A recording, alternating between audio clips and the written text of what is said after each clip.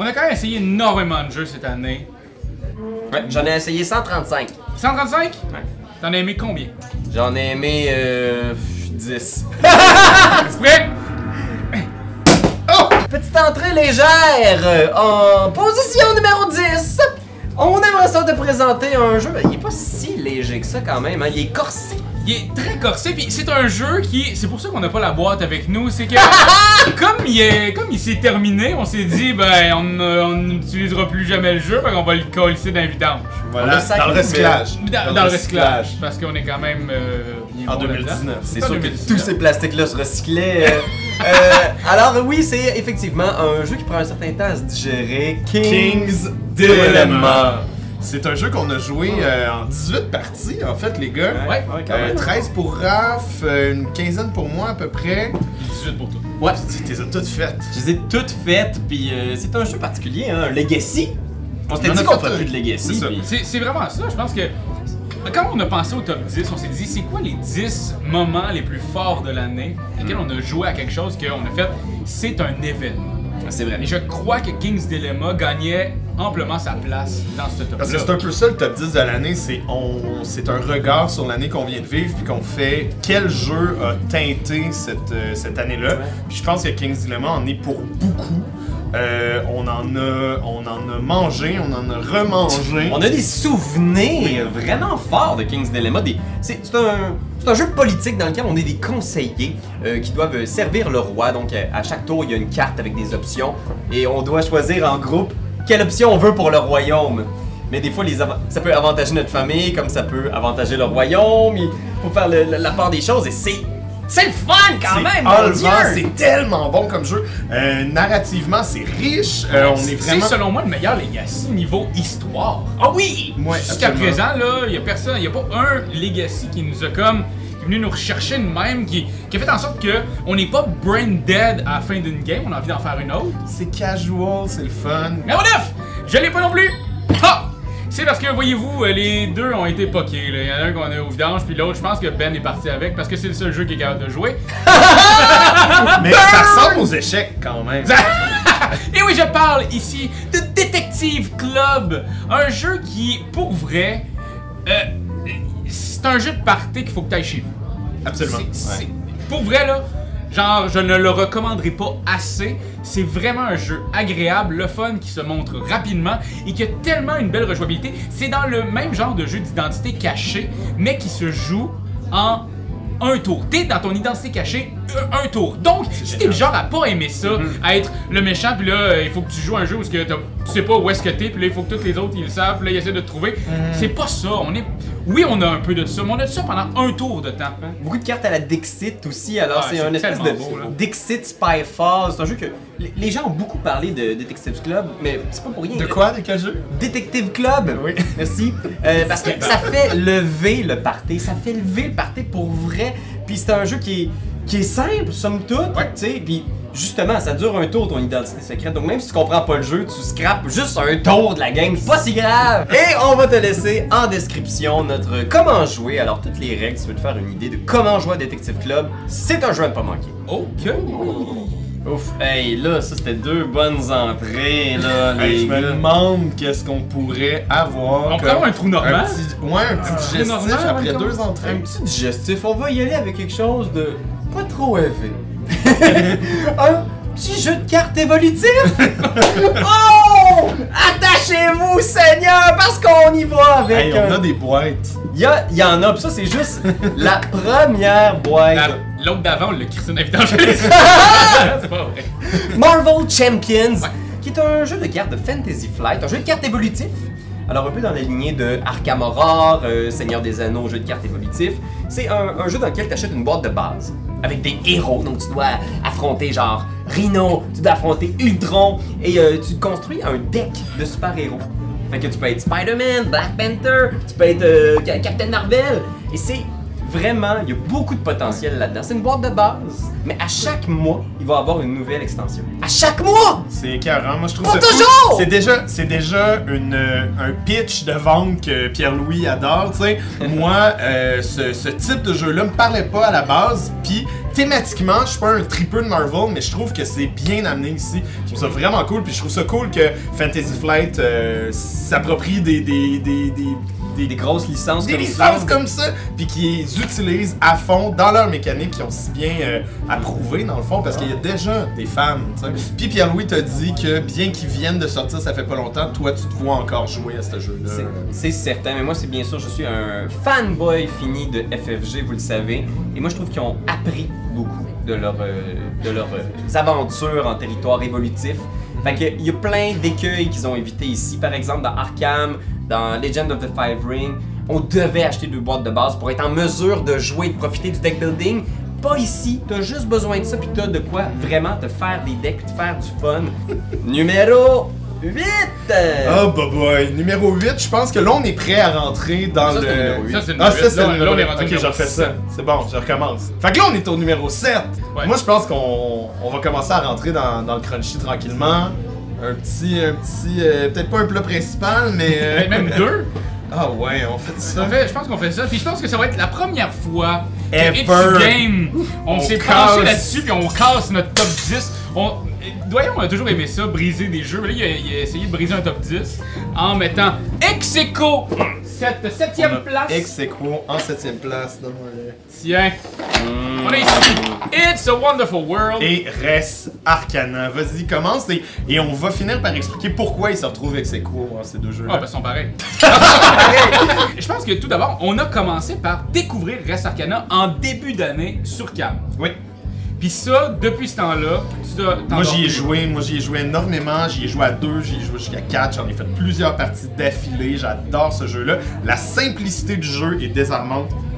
L'iconographie du jeu est limpide, c'est vraiment excitant, c'est absolument mon genre de jeu. Et It's a Wonderful World fait partie de ça, la boîte de jeu qui est revenue en force avec un jeu de engine building. Ouais. Ouais, avec un aspect de recrutement de cartes aussi qui est assez intéressant. Il y a comme une combinaison de recrutement de cartes et de programmation pratiquement. Tu dois C'est prévoir. vraiment un jeu de programmation à long terme, j'ai ouais, l'impression, parce que t'es toujours en train de recruter, vendre pour pouvoir créer, et c'est ça pendant 4 tours. C'est d'une simplicité monstre. Tu mets ça sur la table, je pense que j'expliquerais même pas les règles, qu'on serait pas mal capable, Ouais. sauf la petite twist qui est que tu dois faire tes recrutements puis tes comptages en ordre de couleur. Ouais. Puis c'est de là que le casse-tête part d'It's a Wonderful World. Fini les tapas, maintenant on passe à la volaille.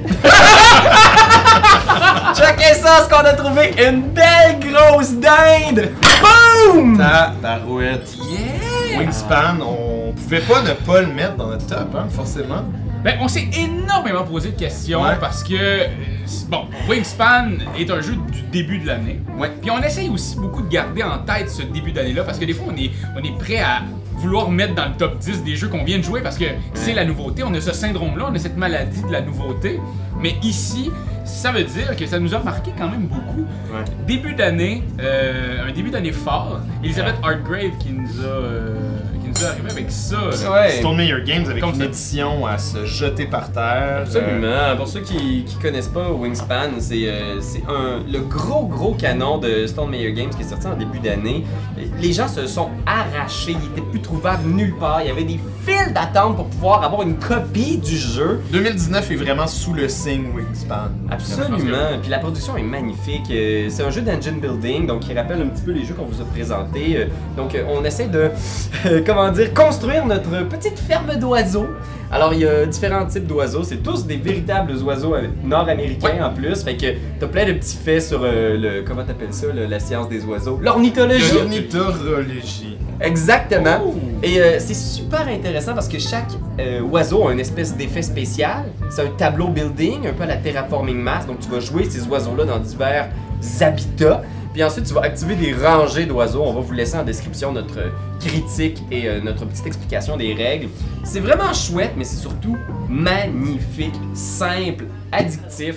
Une belle version solo. Puis c'est un jeu que quand tu vois sur une table, tu as juste envie de posséder cet objet-là. Puis c'est aussi ça les jeux de société. C'est d'avoir des objets qui sont attrayants, qui donnent envie de découvrir, que t'as pas à te forcer en faisant comme non, je sais que ça a l'air bête, mais Needs to c'est spark bon. joy. Exact. Marie Kondo! Ça spark ma Joy! On va dire ce qu'on veut de Wingspan, mais ça va toujours rester. Le numéro 6 de 2019. Hey, I drink to that, les boys. Pour vrai, To that, regarde. moi, Là, ce serait le vrai trou normand techniquement Ouais, parce qu'on est à à Mi-parcours, guys! Mi-parcours. Je dois vous avouer, je commence à être plein un petit peu là. Ah non, parce ben que... voyons donc, T'es plein mieux pas, parce qu'on s'en va en pleine Égypte. Qu'est-ce qu'ils mangent en Égypte? d'escarlets. Oh my god. Ce jeu-là, t'as une grosse roue au centre. Ça va être un jeu de gestion de ressources où est-ce que tu vas aller placer, genre de placement d'ouvriers, là, où est-ce que tu vas placer tes ressources et dépendamment d'où est-ce que tu les places sur la roue, ça va te donner un rabais par rapport aux actions que tu vas entreprendre.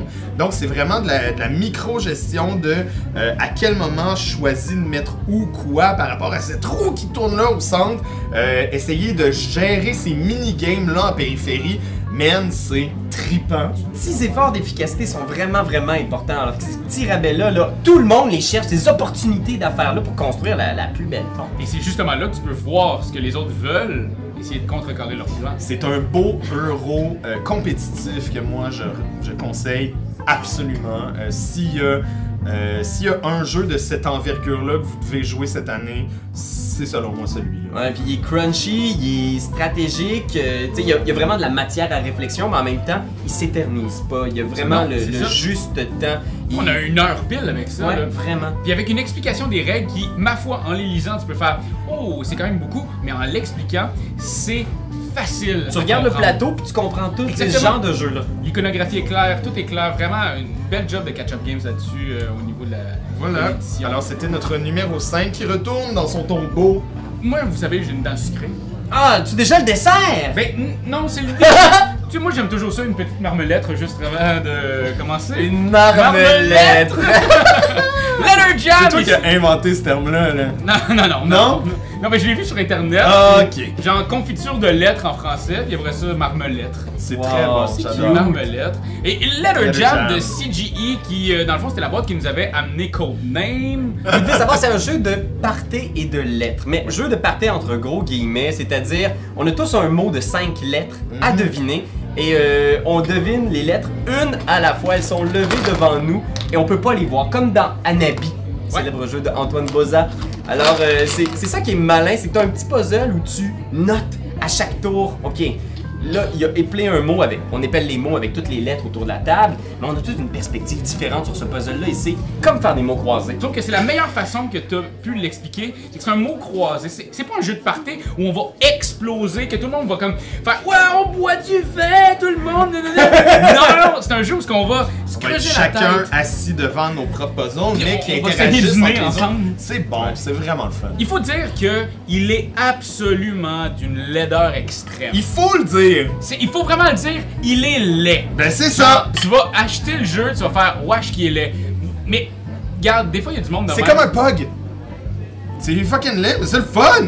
Là, je commence à être plein. Ah, mais Mais- moi, ça m'a fait du bien, ça a fait un peu de place, ça. Ah ouais, ça a fait comme un fond de confiture! Un petit fond de confiture nous aide à en ramener un petit peu plus par-dessus. Alors, bon, là, écoute, on commence à être dans le très goûteux, le savoureux. Ouais. On entre dans la zone top 3 sans plus tarder avec un jeu. Oh! C'est du lourd. Ça a l'air de rien de même, là. C'est le genre de plat un peu comme un ragoût de viande, là, tu sais. Un pain de viande! Tu vas faire comme, oh, c'est un plat du terroir, mais eh ben là, que ça goûte, là. Il y a des saveurs insoupçonnées là-dedans. Numéro 3, Chant d'honneur. Chant d'honneur qu'on a découvert là avec sa nouvelle mouture française, donc son édition de chez Gigamic. Jeu qui, ma foi, nous a charmé à la base avec ses règles, ses mécaniques et son matériel complètement hallucinant. La thématique est assez bien intégrée. C'est un duel, un joueur contre un, Ouais. et c'est un jeu de tactique, stratégie militaire. Je dirais tactique réellement parce que on doit contrôler des places fortes sur le terrain qui sont des cases assignées qu'on doit contrôler. Mais on a pour ça une petite gestion de sac. C'est des jetons, là, des espèces de petits jetons de poker qui représentent tes unités. Et c'est vraiment un puzzle. Comment activer les unités, comment en recruter, à quel moment. Puis il y a là-dedans ma mécanique préférée de jeu qu'on retrouve aussi dans Res Arcana, c'est-à-dire on a un objet, puis t'es toujours en train de décider est-ce que je l'utilise on-board ou je l'utilise pour faire des actions. Et ça, je trouve ça vraiment déchirant. Puis juste dans cette petite mécanique-là de oui, je vais le mettre sur le plateau ou non, je le garde en main pour essayer de les activer d'une manière ou d'une autre. Ça en fait tout son charme et sa simplicité, comme tu as dit. Moi. Vraiment solide et là-dessus, je m'en vais. Non, tu le scraperas pas. Feather gâté. Politique américaine! Politique américaine! Effectivement, Watergate, c'est un jeu dont on a sorti la critique il y a très peu de temps et je la réécoutais dernièrement puis j'étais comme crime. C'est à peu près unanime que c'est que excellent, tu sais, c'est vraiment... On essaie de trouver des trucs négatifs à dire. C'est-à-dire qu'il performe très bien dans ce qu'il propose. Fait qu'à la base, je pense que la grande critique, c'est si t'acceptes la proposition, ce jeu-là, il réussit à 100% dans la proposition. Ouais. Mais c'est un jeu de take that, donc c'est un jeu où est-ce que... Bref, un des joueurs joue le Washington Post, l'autre joueur joue le président Nixon. Robert Nixon. Exactement. Je pense que c'était Roberto Nixon. Ok. Non, je pense que c'est Raël Nixon. Je dis ça, je dis rien, je m'y connais pas en politique américaine. Et le but du jeu, c'est un bras de fer un petit peu abstrait parce qu'on va jouer des cartes et chaque carte ont des effets. Des effets du genre rapprocher des sources du Washington Post. Les enlever complètement. Justice. Ton but en tant que membre journaliste, ça va être de faire deux liens entre Nixon et des informants, des informateurs. Donc si tu réussis à faire deux liens sur cette toile d'araignée-là politique, tu gagnes. Et si tu es Nixon et tu réussis à précipiter la fin de ton mandat sans créer de remous, tu ramasses les petits jetons rouges, tu gagnes également. C'est vraiment chaud comme jeu, c'est vraiment bien. Et il y a aussi la maudite mécanique de genre, est-ce que je la joue pour toujours cette carte-là ou je la joue juste pour son des petit cartes effet de marque? effets multiples. Ah, c'est... Puis ce genre de jeu-là, c'est un jeu asymétrique où tu as deux rôles complètement différents à jouer. Ouais. Ça te donne envie de devenir meilleur dans une des deux factions ou bien d'essayer les deux puis de s'amuser à ça. C'est niaiseux, mais ça rend nostalgique des Mr. Jack. Ouais. Des très bons jeux à deux. Asymétriques. Raptor aussi. Pour les fans de Raptor, Mr. Jack, là, moi je le recommande fortement parce que c'est probablement une des questions que je me fais poser plus souvent dans la vie, genre c'est quoi les bons jeux à deux que tu peux conseiller, puis Moi, ça c'en est... c'est par où René Lévesque. C'est weird, hein, mais tu sais, on n'a pas la même job. Puis ça s'en fait définitivement partie. 2019 Watergate à ne pas manquer. Puis on se rappelle que Robert Nixon, au final, tu sais, ce qu'il a fait, c'est que Il a convaincu le ministre de l'Agriculture ouais. d'aller tondre son gazon, parce que ça commence à être long. 1, 2, 3 pouces de trou. Ouais, c'est ça. Puis tous les corbeaux, puis tout, puis ça, pour un président. Hey, c'est fini, mais oh! Ben, J'allais oublier t'allais la oublier. cerise sur le Sunday! L'addition! Non! On partira pas d'ici avant d'avoir essayé le dessert. Voici le meilleur jeu pour nous de 2019. C'est de Cryptid! On rit beaucoup à cause de 2019 et tout, parce que Cryptid est sorti en anglais en 2018. Forcément. Présentement, il sort là en français, c'est la grève du CN finit un moment donné, mais Mais on voulait absolument vous en parler et pour nous ça a été un immense coup de cœur. Je vous dirais, moi j'ai sorti ce jeu-là énormément en 2019, je l'ai sorti beaucoup. On y a joué, on y a rejoué, on a joué avec des non-joueurs, on a joué avec des joueurs, on a joué avec ma mère. C'est un jeu de cache-cache. Mais ce qui est cool, c'est qu'il n'y a pas besoin d'avoir d'asymétrie ou de joueurs qui incarnent la personne qui se cache. Le jeu est capable de te gérer grâce à un ingénieux système de cartes. Il choisit sur la grande carte d'un parc une case sur laquelle se cachent les cryptides. Et ça peut être aucune autre. Exact. C'est cette impossible. case-là. Et ce qui est cool, c'est que tout le monde reçoit un petit indice. un indice qui peut être soit positif ou négatif, donc Ouais. qui veut dire le cryptide ne se trouve pas à 2 cases de l'eau. Exactement, le cryptide est à 3 de distance d'une tente bleue. Des choses comme ça, avec t'as cette information-là, les autres joueurs ont cette information-là, et on doit se poser des questions. Donc on place un cube sur une des cases de la carte en faisant Marc-Antoine, est-ce que tu penses que le cryptide peut être ici selon ton information? Non. Alors là, on met un petit carré qui est comme un non. Mais si c'est oui, on met un rond. Et si tout le monde répond oui, c'est la case du cryptide. Parce que ça se pourrait que Marc-Antoine dise oui parce que ça fonctionne avec ce qu'il avait eu comme indice et que moi de mon côté je disais non malheureusement. Et là on commence à essayer de deviner. Bon, Marc-Antoine, lui, son indice, ce serait peut-être ça, donc Ça je vais peut essayer. pas être ça. Fait que c'est de la grosse déduction. C'est un clou sur l'acide. C'est, pour moi, un nouvel archétype de jeu. Je Mais pense c'est ça, vraiment. on dirait que il est tellement simple dans sa mécanique, mais c'est tellement recherché qu'on dirait que c'est un ancêtre du clou ou un ancêtre d'un autre C'est un jeu. peu magique parce que ça marche tellement bien, tu sais. Puis au début, là, les premières parties, des fois, on est un peu craintif en faisant comme ça va-tu marcher? Ces indices-là vont-tu vraiment nous amener à une seule et unique case sans que personne, aucun joueur autour de la table est au courant de la réponse mystère? Mais non, à chaque fois, Ça à moins fonctionne. qu'un joueur soit vraiment épais, mais moi, ça m'est jamais arrivé à date. À moins qu'un seul joueur ne sache pas parler anglais. Et c'est pour ça qu'on vous conseille fortement d'y jouer avec la version française qui sort là, en ce moment, dans vos boutiques, dans les prochaines Ben, semaines. si vous êtes en France, il est déjà sorti. Si Voilà. vous êtes au Québec, ça s'en vient incessamment. Alors voilà Internet. Et bien sûr, hein, ces échanges-là, nous on trouve ça important. On a tous des tops différents, mais de discuter, de parler, de découvrir, d'essayer de comprendre ce que les autres ont aimé dans ces titres-là. Nous, c'est ce qui forme notre top. On t'invite à aller voir sur notre Patreon, d'ailleurs, la discussion Ouais. qui a fait naître ce top pour voir tous les jeux qui ont été dans ce grand brainstorm-là. Ça se trouve, une vidéo exclusive pour ceux qui vont nous donner un petit montant par mois parce que c'est ça qui nous aide. Ben, à si vous poursuivre. avez aimé, si vous avez ri cette année avec nous, si vous avez eu du plaisir à voir les 5 vidéos par semaine qu'on produit pour vous, allez nous supporter là, likez cette vidéo-là, partagez, mais surtout, jouez, ça va nous faire vraiment plaisir. Puis commentez aussi votre top 10. On aimerait Ouais. vraiment ça de savoir c'est quoi votre top. Absolument. Hey, pour Alors, vrai, voilà. À tous ces jeux à tous ces jeux de 2019 et de 2018, et de 2018 qui ont rempli de bonheur notre cœur. santé Et Internet! bonne année! Quand t'aimes quelque chose, tu te donnes des bisous dessus. Mais comme c'est un ordinateur, tu donneras pas de bisous. Tu vas plutôt commenter, puis tu vas partager. Oh oui, partagez, partagez, partagez. C'est la leçon de Jésus!